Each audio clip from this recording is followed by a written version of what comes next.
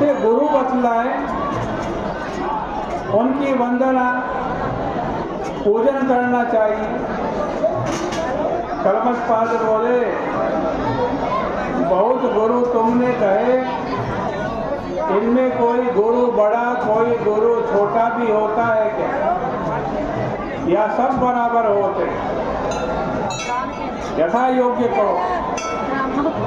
सोमदत्त ने कहा कि हे महाप्राज्य, बहुत अच्छा, तुमने पूछा, हम कहेंगे और हमारा कल्याण होगा।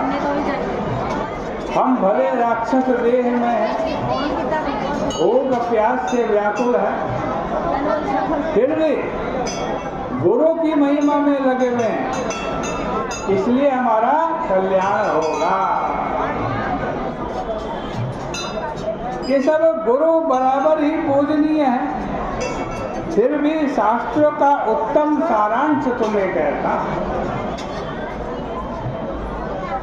वेद तथा मंत्रों का उपदेशदाता और पिता और धर्म बोलने वाले विशेष गुरु, इनसे भी श्रेष्ठ गुरुजनों, गुरु जो हैं उनको सुनो।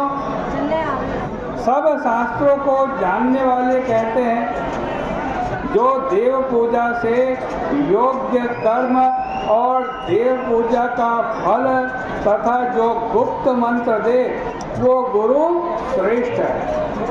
धर्मशास्त्र पुराण इनको कहने वाला गुरु परम श्रेष्ठ है।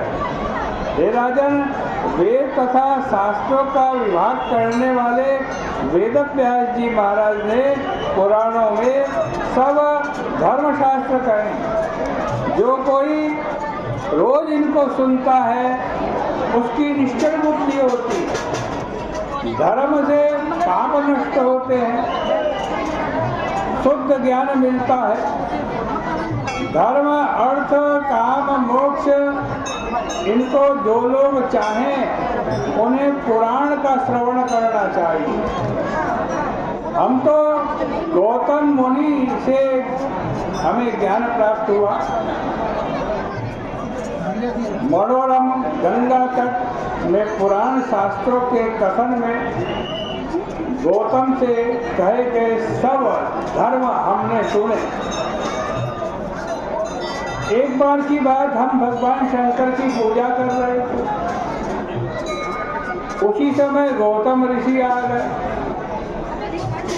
उनको न तो हमने प्रणाम किया न नमस्कार किया।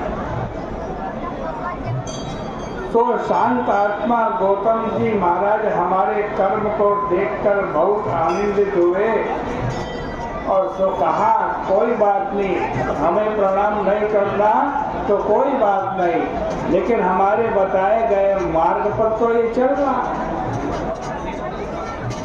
गुरु जी ने कुछ नहीं कहा, लेकिन शंकर जी नाराज हो गए। जो गुरु का अपमान करता है, सबसे पहले शंकर जी नाराज हो जाते हैं। जिनकी वो पूजा कर रहा था, वही नाराज हो गए। गुरु का अपमान देखकर भगवान शंकर ने हमें राक्षस बना दिया, ब्रह्म राक्षस। जो कोई गुरु का अपमान करता है, उसका श्रेय, धर्म, क्रिया सब नष्ट हो जाती है। जो कोई आदर युक्त गुरुओं की सेवा करता है, उसको सब संपत्ति मिलती है, यह विद्वान लोग कहते हैं। हे राजन, उस पाप से हम अंतःकरण में जले जाते हैं। भोग की अग्नि से कब मोक्ष होगा ये नहीं जानते। सूत जी बोले, इस प्रकार वट वृक्ष में बात करते करते धर्मशास्त्र के प्रभाव से गुरु की स्तुति करने से इनके सब पाप दूर हो गए। और उसी समय कलिंग देश में रहने वाला कोई गर्ग नाम का धार्मिक ब्राह्मण आया। उसके कंधे पर गंगा जल की गगरी लटकी हुई थी। भगवान शंकर का और गंगा जी का नाम उच्चारण कर रहा था। जय शिव शंकर हरे हरे गंगे, जय शिव शंकर जय शिव शंकर हरे हरे गंगे, जय शिव शंकर। गंगा जी का और शंकर जी का और विष्णु भगवान का नाम बोलते हुए वो गर्ग मुनि जा रहा। इन सब राक्षसों ने देखा और आपस में कहने लगे आज बहुत दिन बाद भोजन मिला, बहुत भूख लगी। उसको खाने के लिए हाथ उठाकर उसकी तरफ ये सब राक्षस दौड़ने लगे। लेकिन जैसे ही कानों में शंकर जी का नाम पड़ा, विष्णु भगवान का नाम पड़ा, गंगा जी का नाम पड़ा, ये उस ब्राह्मण के निकट भी नहीं जा पाए। बोले गंगा मैया की।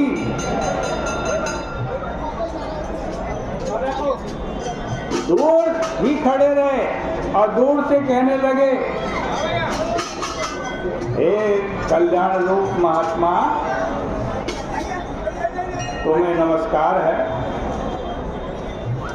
जिनके नाम के वर्ण मात्र से हम जैसे राक्षस तुमसे दूर रहते हैं। अरे हमने कोटि कोटि ब्राह्मण खा लिए, तुमको शंकर जी का, विष्णु भगवान का और गंगा जी का नाम तुम्हारी रक्षा कर रहा। महादेव जी के नाम के महात्म से हम जैसे राक्षस आज समीप में नहीं आ सकते और हमको भी शांति मिल रही। यह बात तो नाम स्मरण की है और गंगा जल तुम्हारी गगरी में लटका हुआ है। गंगा जल, गंगा जी की एक बूंद से ही मुक्ति मिल जाती है। पृथ्वी में पवित्र तीर्थ गंगा जल की कण की भी समता नहीं कर सकते। तुलसी दल से मिलावा सरसों मात्र भी गंगा जल 21 कुलों को पवित्र कर देता है। बोले गंगा मैया की जय।